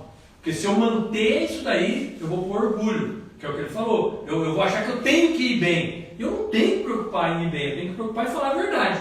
Falar o que Deus quer. E se eu me preparei, nós já falamos sobre isso hoje, preparei, estudei, vou falar a verdade, não tenho que ficar nervoso. Mas ficar nervoso é natural. Isso não pode tirar a tua concentração. Se eu der muito ênfase ao meu nervosismo, se eu me preocupar demais com o nervosismo, é o inimigo que está me incomodando, que está tirando a minha concentração. Então, estou nervoso, e daí? Sabe o que eu costumo falar quando eu vou pregar? Estou muito nervoso, eu falo, Senhor, a minha parte é emprestar meu corpo e minha fala. Agora é com o Senhor, cara, vê o que você quer fazer aí. Estou aqui. O Senhor fala e eu mando para o povo. Eu jogo a responsabilidade para ele, para tirar meu nervosismo. Então, não se preocupar. Estou nervoso, não estou nervoso? Olha, é até bom ficar um pouquinho nervoso, tá? Vamos lá. Tentar agradar as pessoas. Cara, isso é um erro gigantesco, porque senão na hora de preparar a mensagem, ou na hora que você está pregando, você vai ficar preocupado em agradar as pessoas que estão ouvindo. Você vai pensar, nossa, será que se eu falar isso, elas não vão se ofender, não vão ficar chateadas comigo, não vai parecer que eu... Cara, não tente agradar as pessoas. Olha o que Paulo escreve a Timóteo, no último capítulo da carta, capítulo 4, verso 3. Porque chegará o tempo em que não suportarão a sã doutrina, mas desejando muito ouvir coisas agradáveis, ajuntarão para si mestres segundo seus próprios desejos. E não só desviarão os ouvidos da verdade, mas se voltarão para as fábulas. É muito gostoso ouvir uma palavra motivacional, é muito gostoso ouvir uma palavra de esperança em relação à prosperidade, até mesmo financeira e tal. Nós temos que nos preocupar, porque as pessoas querem ouvir isso, mas será que é o que elas precisam ouvir?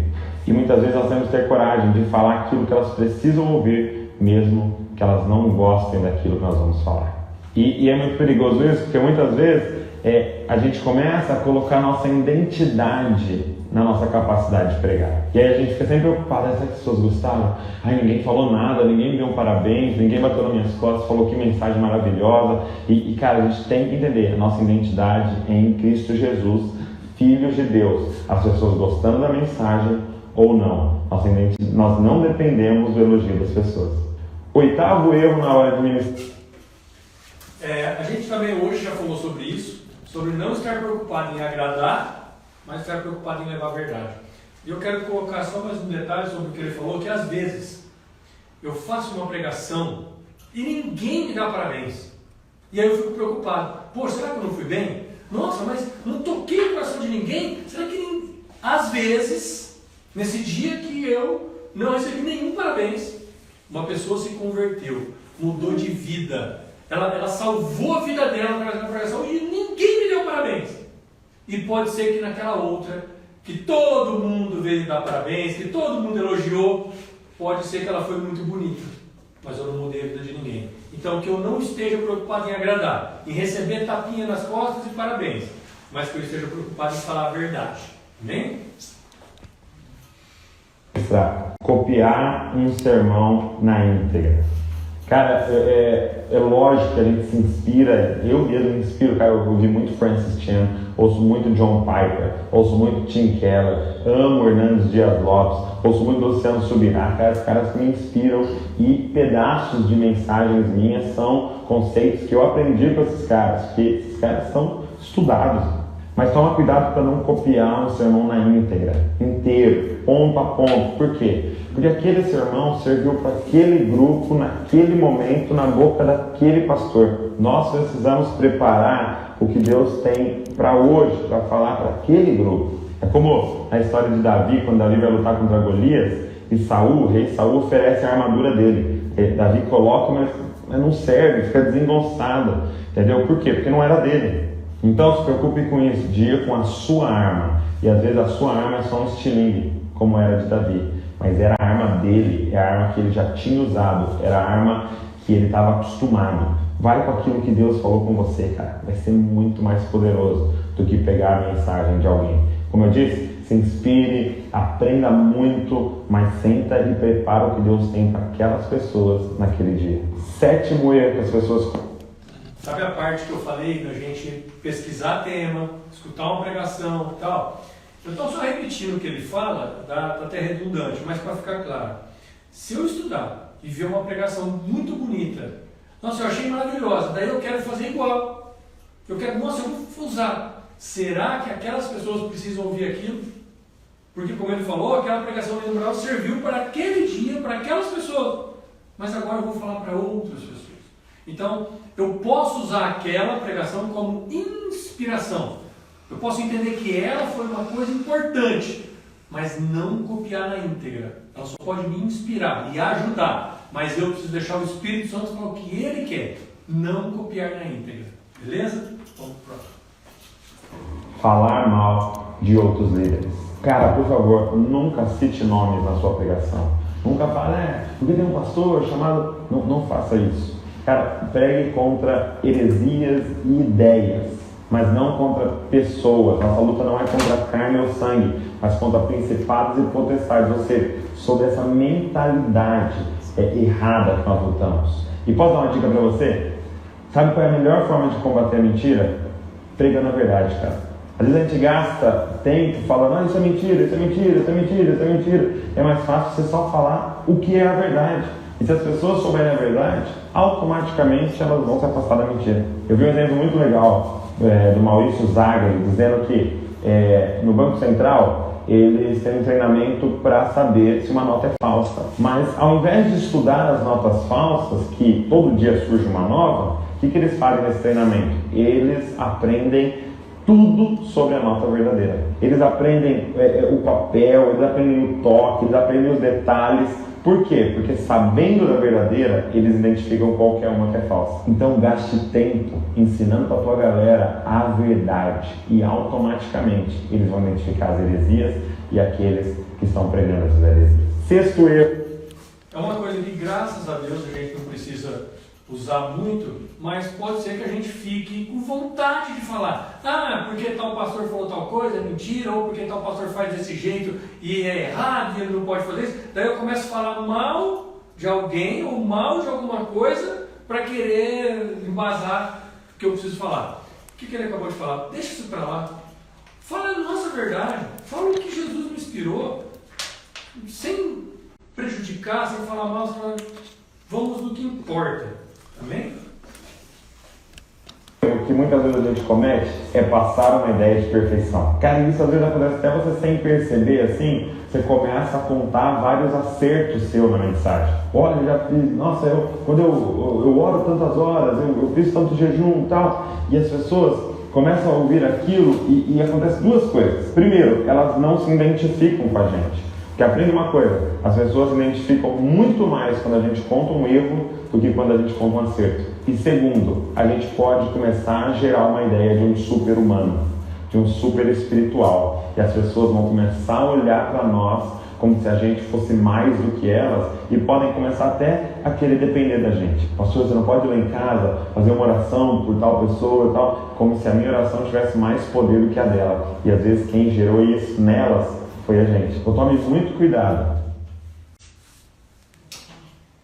para não parecer que você é um super espiritual, que não tem pecados e que nunca erra. Quinto erro que as pessoas cometem. Eu acho muito legal essa parte que ele falou pelo seguinte.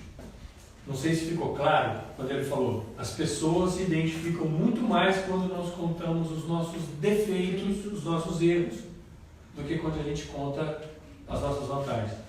Eu poderia ficar falando assim, olha, porque eu levanto 3 horas da manhã para isso, eu faço liturgia diária, porque eu vou na missa todo dia, porque eu faço isso, eu ficar contando tudo que eu faço.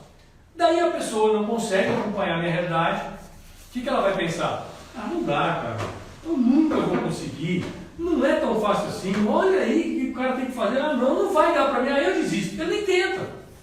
Mas quando eu estou aqui na frente me propondo a falar de Deus para ele, e eu falo, irmão, eu sou igual ou pior. Eu estou aqui falando, mas eu tenho pecados tanto quanto você. Eu sempre conto uma passagem minha, em alguma pregação, não só para eu fazer o que ele está falando, mas para dizer que eu não sou perfeito. Eu me lembro de uma vez que eu estava indo ao grupo de oração, e um cara me fechou no trânsito, e eu briguei no trânsito, eu discuti. E aí eu acabei de discutir no trânsito, eu me toquei que eu estava indo para o grupo de oração e estava quase chegando. Então quantas pessoas podiam estar em volta, indo para o grupo de oração, me vendo brigar no trânsito? Olha que exemplo! Coisa horrível! Mas eu sou humano, erro, cometo pecados igual a todo mundo. Então quando eu, às vezes, mostro as minhas dificuldades, as minhas deficiências, a pessoa fala, nossa, eu também sou assim. E quando ela se identifica conosco, é mais fácil dela acreditar no que a gente está falando e tentar lutar, igual a gente fala de luta. Gente, eu estou lutando, eu quero tentar, eu vou melhorar. Só que se eu falo que eu sou perfeito, eu só conto as coisas certas que eu faço, ele vai se sentir muito distante e perde a vontade de seguir. Tem uma pergunta? Não, porque também, eu acho assim, se você falar do teu defeito, da tua dificuldade, e a pessoa se identificar, ela vai querer saber o que você fez, né, que fez você mudar e hoje ser quem você é. Então, por isso que passa muito mais credibilidade o que às vezes a gente fez de errado do que o que nós estamos fazendo de certo, porque aí a pessoa quer saber o certo que a gente está fazendo. O errado ela não sabe, mas o certo ela quer saber. Se você fez isso, então o que você está fazendo hoje? Como você consegue? Para que ela também possa conseguir. Bem lembrado. Como ele falou, se eu só conto as coisas boas, tudo que eu faço a sensação de ser um super-homem. E se eu conto também as minhas deficiências, eu sou uma pessoa igual a todo mundo.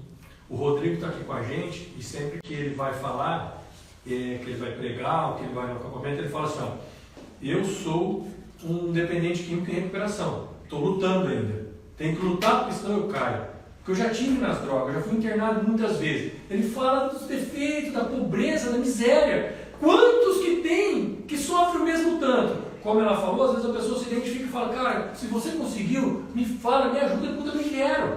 Mas se eu passo a mais super-homem, ele não quer chegar perto de mim, porque ele acha que não é compatível conversar comigo. Que ele não está no meu nível. Então, não é legal, numa pregação, numa colocação, quando eu estou falando de Deus, eu ficar falando das minhas qualidades, eu ficar falando dos meus méritos. Eu posso falar a minha realidade, a minha miséria. É mais fácil eu ganhar a pessoa pela minha miséria do que pelas minhas qualidades. E as coisas vão se complicando, querer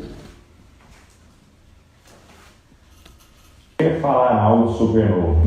Isso é muito perigoso. Você querer falar algo novo, falar assim, nossa, eu quero uma nova revelação, cara. Você começa a ler o texto pensando, eu quero falar alguma coisa que ninguém nunca falou desse texto. Gente, nós estamos há 2000 anos estudando esse livro. Você lê um versículo e você vê uma parada que só você viu nesses 2000 anos, provavelmente está errado. Para com isso de querer falar algo super novo, porque geralmente isso vem de um orgulho nosso, de uma necessidade, cara, de se aparecer diante dos outros. Olha só o que diz em Gálatas 5, 21. Paulo está dando a lista de obras da carne. Ele vai falando toda a lista. E olha só no verso 21. Inveja, bebedeiras, orgias e coisas semelhantes a essas, contra as quais vos previno, como já vos preveni antes. O que as praticam não herdarão o reino de Deus. Olha que interessante. Ele está dando a lista e ele fala assim, eu estou prevenindo vocês contra isso, como eu já falei antes. Ou seja, cara, não é uma nova revelação, não é uma parada nova, eu estou falando a mesma coisa de novo para vocês. Se afastem do pecado. Quando a gente foi chamado para pregar o evangelho do reino de Deus, nós somos chamados para pregar Cristo Jesus, não uma nova revelação que todo mundo vai aplaudir e fazer um DVD. Cara, se preocupe em pregar a palavra. Quarto erro que a gente pode cometer pregando é falar o que não vive. Uma das coisas mais importantes na pregação é você ter autoridade naquilo que você está falando. Para a gente não se tornar pessoas simplesmente teóricas, que estudaram o conceito e estão passando. Mas a gente ter autoridade no que a gente está falando. É como quando você vai no médico e ele chega para você e fala, poxa, você precisa emagrecer e tal, e aquele médico super obeso, gigantesco, você percebe que não cuida da saúde, é incoerente. Então nós temos que nos preocupar em ter autoridade. A autoridade só vem quando você pratica o que você fala. A Bíblia diz que as pessoas que ouviam Jesus percebiam que ele tinha autoridade, mais do que os doutores da lei. Por quê? Porque ele fazia aquilo que ele falava. Terceiro erro, não amar os ouvintes. Cara, antes de ministrar, começa a pensar nas pessoas que vão te ouvir. E pede para Deus, Deus, me enche de amor por essas pessoas. Quando você estiver na igreja, olha para as pessoas que estão lá na célula, no pequeno grupo, olha para as pessoas e ama essas pessoas. Para que tudo que você falar, mesmo que for uma exortação, saia em amor. Segundo erro, que é muito complicado, né? Esse último que ele falou, né, de amar as pessoas, eu penso também que é de extrema importância. Lembra quando eu falei? Falar olhando nos olhos. Se eu não consigo nem olhar nos olhos, quem dirá eu falar amando as pessoas? Então, eu começo a praticar olhando nos olhos, mas depois eu vou aprofundando e chego nesse ponto. Eu preciso amar as pessoas. Passar aquele amor de Jesus. Você já imaginou como Jesus falava? O amor que transbordava do olhar dentro do gesto dele. Eu preciso agora fazer como Jesus fez. Que o Espírito Santo, se é Ele mesmo que está fazendo através de mim, então que eu passe esse amor. Amém?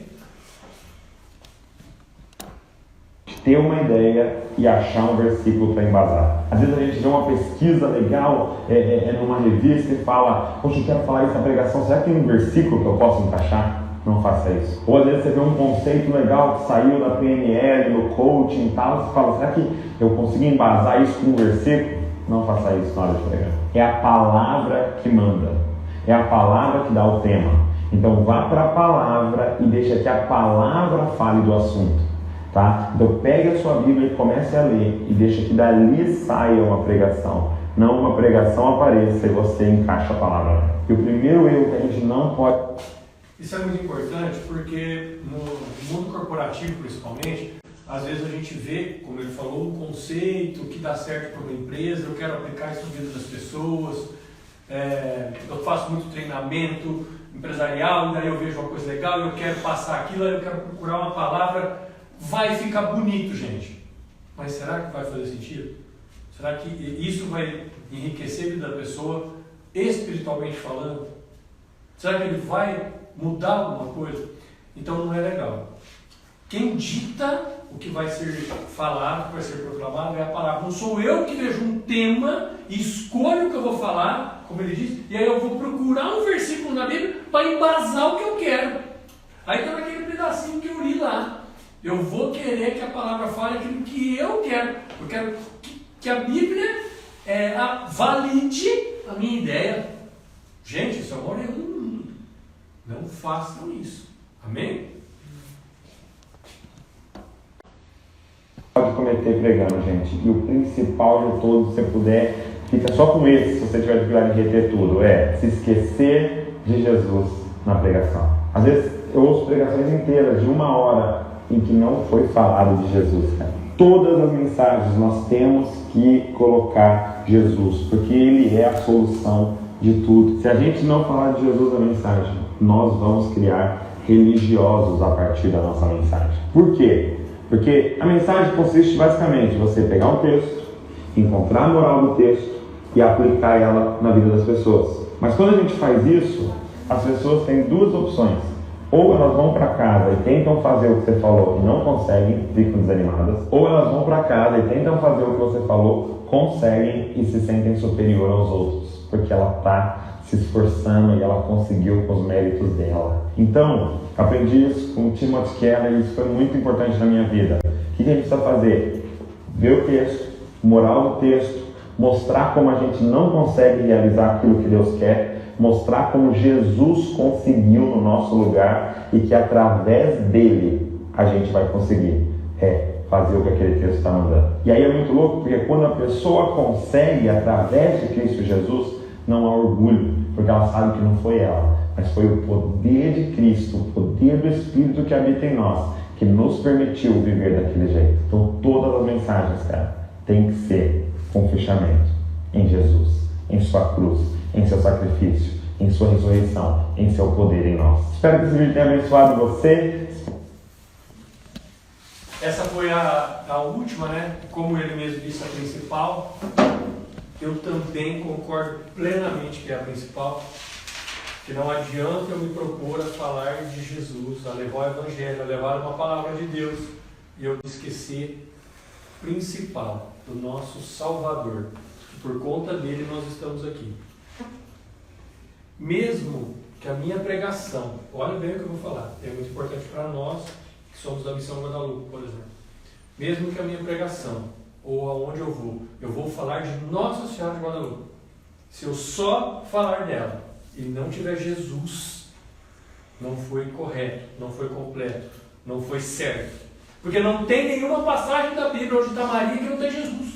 Não tem. Então, se na Bíblia, qualquer fato de Maria, se tem Jesus, quando eu me proponho a falar de Maria, eu posso enaltecer ela, tudo que eu quiser, eu posso falar maravilha sobre ela, que é verdade, mas eu não posso me esquecer de Jesus.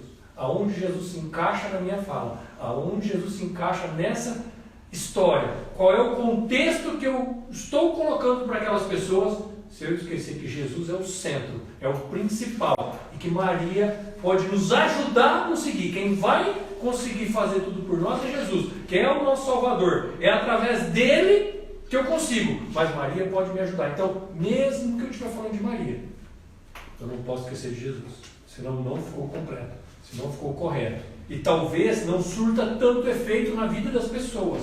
Ou eu posso até criar uma imagem errada da qual nós somos acusados pelos evangélicos, que nós cultuamos Maria, e não é verdade, mas eu posso passar essa mensagem porque eu só falei dela e não falei de Jesus, para que eu não caia nesse erro, e não dê margem, inclusive, para alguém falar isso. Eu posso falar tudo o que eu quiser de Maria e de Nossa Senhora, desde que eu não me esqueça do principal, que é Jesus. Amém? Se alguém tiver mais alguma pergunta, pode fazer. Eu quero deixar lembrado que, se alguém quiser depois rever esse vídeo, pede para a gente encaminha por WhatsApp para vocês. Todo esse texto que a gente leu, se vocês quiserem, alguém que não recebeu, pede também, a gente pode encaminhar isso daqui por WhatsApp para você estar revendo.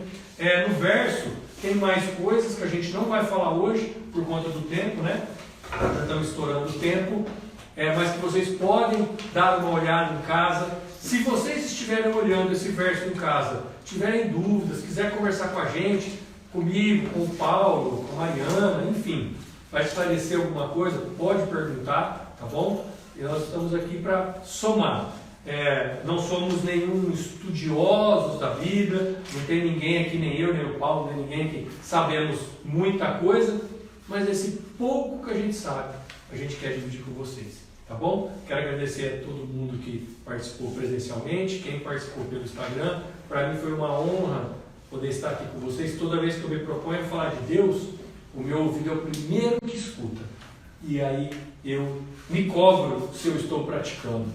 Por isso, o legal de sair, o propósito de falar de Deus, porque se eu falo, eu escuto. Se eu escuto, eu me pergunto se eu estou fazendo aquilo. Então, para mim é muito legal quando eu tenho essa oportunidade. Espero que essa mesma alegria que tem no meu coração, de quando eu falo de Deus, também esteja no coração de vocês.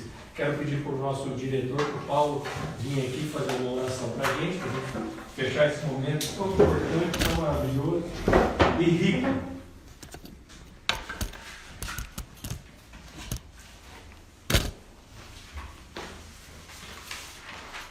Bom, não sei se, assim como eu, vocês também estão transbordando, né? Se tem uma coisa que a gente sabe muito bem que é preciosa, é o tempo. E como a gente às vezes perde tempo. Eu saio daqui dessa noite louvando e agradecendo a Deus por ter vivido esses momentos aqui, essa quase 2 horas de curso, em que eu posso transbordar de alegria por aprender, por relembrar coisas, por perceber que eu estava deixando de lado uma coisa, outra. É como que uma rota, né? A gente corrigir a rota mesmo, né? Então eu louvo e agradeço a Deus pela disponibilidade do Emanuel. Ele mesmo disse, né? A gente não é mestre em nada, existe só uma vontade grande da gente fazer as coisas certas, né? Então eu louvo, agradeço a Deus, peço, né? Vejo que muitas pessoas eu fui acompanhando ali, apesar de não terem muitas pessoas, algumas foram fiéis do começo ao fim. Tenho certeza que no teu coração existe já uma chama, né, de ser um pregador, uma pregadora. Também fui pensando, né, não é só na hora de levar cesta, não é só na hora de ir a uma clínica, é quando eu estou na fila de um banco, é quando eu estou numa escola, é quando eu estou indo buscar meus filhos na escola, sei lá, em qualquer momento. A palavra de Deus diz, né, evangeliza, proclama o evangelho, oportuna e inoportunamente. Então, para todos os momentos. Então, quando eu tenho que estar confessado? Sempre. Quando eu tenho que fazer jejum? Sempre. Quando eu tenho que estar em sintonia com o Espírito Santo? Sempre. É uma luta? É. A gente é carne, né? A gente é fraco. Mas pela força do Espírito Santo, pelo poder do Espírito Santo, que já foi dito, né? Se a gente pedir, Deus dá, a gente vai conseguir. Eu louvo e agradeço a Deus pela vida de todas as pessoas que vão ser atingidas. Eu estava ali pensando, né? Tem tanto curso de pregador na internet. O Emanuel se dispôs. Eu acho que quando a gente se dispõe, derrama amor, o amor vai e a gente não sabe onde que ele chega. Então, se você está assistindo agora ou vai assistir depois, muito obrigado, né, pela tua atenção. Vamos rezar um Pai Nosso, todos nós juntos, para encerrar esse momento. Pai nosso, que estais nos céus, santificado seja o vosso nome. Venha a nós o vosso reino. Seja feita a vossa vontade, assim na terra como no céu. O pão nosso de cada dia nos dai hoje. Perdoai as nossas ofensas, assim como nós perdoamos a quem nos tem ofendido. E não nos deixeis cair em tentação, mas livrai-nos do mal. Amém. Estivemos e continuaremos reunidos em nome do Pai, do Filho e do Espírito Santo. Amém. Quero só encerrar com uma frase do nosso amado Padre Carlos, né? A gente é o que a gente come, a gente é o que a gente reza. Então vamos rezar, viu? Um beijo, um abraço para todos vocês, Deus abençoe. Amém. Obrigado, gente.